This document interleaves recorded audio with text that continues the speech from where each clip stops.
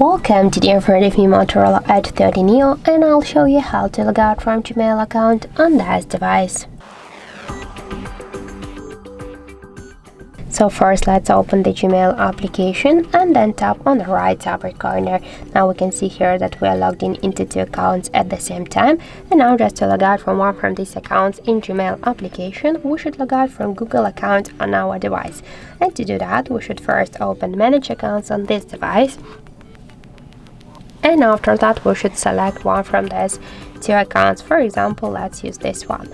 Just to remove it, you should click here to remove account and confirm your action by click to remove account again. And that's it. Now in Google account settings, we stay only with one Gmail account. And let's just go back to the application. And here in app, we can also see that we stay only with one Gmail account. So that's it, and thank you for watching, and if you find this video helpful, don't forget to leave a like, comment and to subscribe our channel.